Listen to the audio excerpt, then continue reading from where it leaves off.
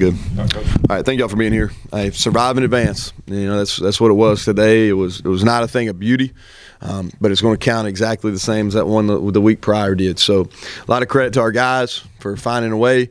Very similar to the game we had at Liberty a few weeks ago. The difference is we've matured enough to finish that game. And you know, I thought defensively, start there. Thought our guys played really extraordinary on defense. Thought Coach Vic had a good scheme, created turnovers. You know, on special teams, I thought we were really solid as well. Tyler Sumter making 4 field goals, only points we had. And, you know, I thought our coverage units were really good. We didn't really allow any opportunities in the return game. Had a bunch of punts. That team has been really good on special teams. And then offensively, it just – I can give you a bunch of excuses, but here's the deal. We just got to coach better. We got to give our guys better opportunities. We got a bunch of guys out. Y'all see that. And really, I thought the last 3 weeks we did a good job of putting our guys in really good positions to be successful, and particularly the quarterback. And don't feel like that I did that today. So we got to get some guys healthy, and then we've got to figure out a way to give us a chance next week. But with all that said, credit to our guys. We're sitting here 9-2. We're 7-0 in the league.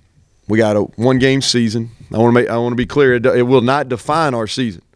The game next week in App will not define our season. We've had a successful season.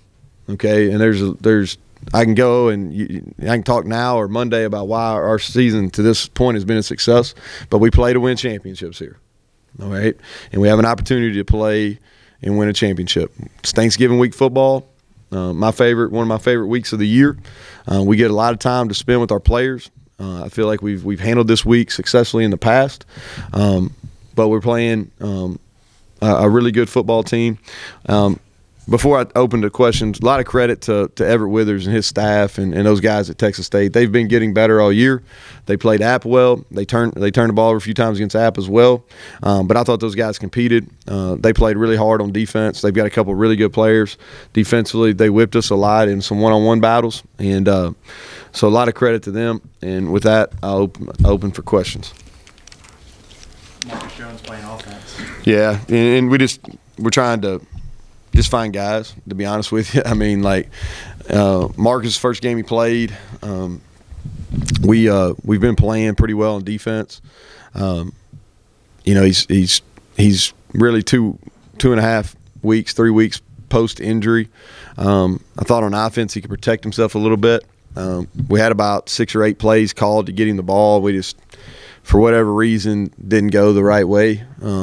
You know, he practiced this week on offense, so it's a very limited group of plays that he knows. But just trying to put some speed on the field, really.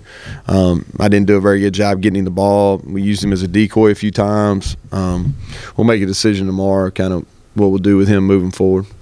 You mentioned the defense. Just how big were they in today's win, and what was working for them out there in the pass cover situations? No, I just think that we've got some good players. You know, we got some depth on the defensive front, and we're covering a lot better in the secondary as we move through the year.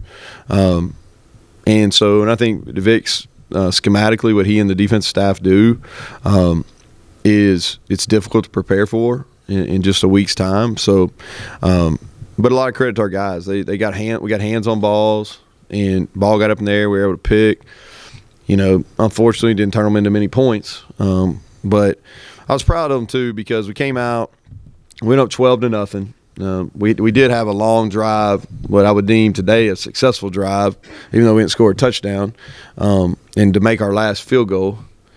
And we ate up a bunch of time, which that's kind of bad when you got to talk about success story because you eat up time. But it's not a real big not something we've done very much in my career. But anyway, but we did. We had a successful drive. We ate up time. We made the field goal 12-0. They come out and really have the worst series of the game, and it's 12-7. All right. And then, you know, in my mind, I'm thinking, oh, goodness, here we go, Liberty again. Okay. So come back. We get a couple of first downs again, but we have to punt. And then they come out and do a great job. They get one first down, but they punt us back, which I think that's the right call for Everett, the way we were playing on offense. And a lot of credit to Sawyer, you know, who struggled today, you know, but had a really good run there to finish the game. You know, got the first down to finish the game, and we found a way. It wasn't pretty, you know, but we did. We found a way to hold the ball for 36 minutes and 74 snaps. 22 third downs may be a record. Is that how many we had? We had 32 or 22 third downs. That is amazing. That means you're not very good on first and second. Tyler Sumter's been busy for you guys. Talk about his clutch.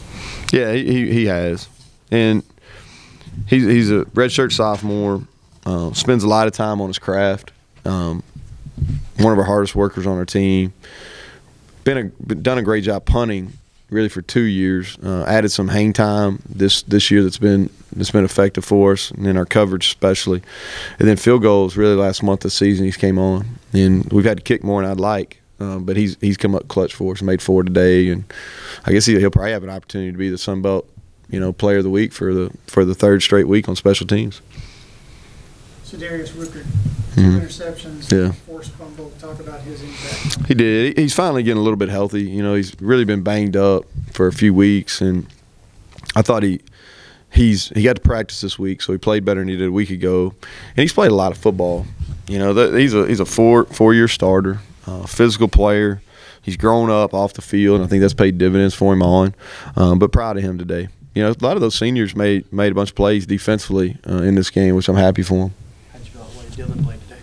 You know, without watching on film, you know, we didn't play very good on offense. I don't know if that's indicates how he played or not, but he played well last week against Georgia Southern. It's hard to say on the offensive line. You know, the one saving grace for us on offense is we didn't turn the ball over. Okay, I don't think we had a pick or a fumble. We only had, I think, 2 offensive penalties. So, and we didn't have a whole lot of just negative plays. No, we had a lot of like no gains or 1-yard plays. All right, but we didn't have a lot of. We didn't turn the ball over and we didn't have penalties. All right. But I was glad that he got a chance to start. You know, Kirk was out. And then, like I said, we can sit here and talk. I mean, if you think about it. So, offensively, Kirk Kelly didn't play today. Damian Willis didn't play today. DeAndre Douglas got hurt. And we were going to play him about 20 snaps, and he got hurt. Sidney Davis got hurt in the second half. Trey Efer got hurt on the first series of the third quarter. All right, and he didn't practice all week.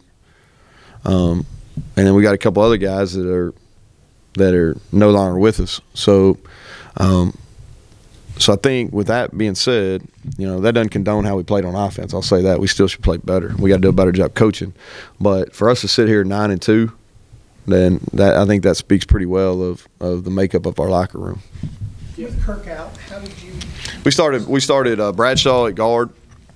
Left guard, and that was the only difference. Everybody else stayed the same. And I'm pretty sure we played off. I think we just played straight 5 O-linemen the whole game. Did you have an update on any of the guys who went down the game? I don't. I'll update y'all on Monday. Hopefully we'll get a few of them back. You know, we're hopeful to get Kirk back. Damian will know more in the week. A couple of those other guys, I think they're probably out. So we'll figure it out. Let me go to pregame. You know, the senior day. Yeah. Honoring Corey's family as well. Yeah, you know, his parents are special people, Ken. They really are. You know, I can't imagine, and I don't think, you know, what they've been through. I say this, and I mean, it's 2 worst days I've had as a football coach, period. All right, definitely as a head coach, are the day that I got the call about Corey McCullers. I think Brock called me on that, and then when Jeff Silvers called me and told me about Nathan Harris. And those are the 2 worst days, and you know, his sister and his parents are some of the strongest human beings I've ever been around. They've been at every football game this year. They were at most of them last year, and just strength. And I was proud of how our guys rallied around it. And you know, I thought it took a lot of courage on their part to come out and do that, because they were having to relive some things, and so that meant a lot. You know, honestly, tough emotionally to go for our players, especially our seniors. Senior day is emotional anyway, but to go from that, then then having to come out and play, it's tough. I wasn't surprised we were a little flat. Thought we'd play a little better, but I wasn't surprised we were a little flat. But that was a special thing. Like the positives on that far outweigh the negatives, and I can't say enough good things about that family. Special people.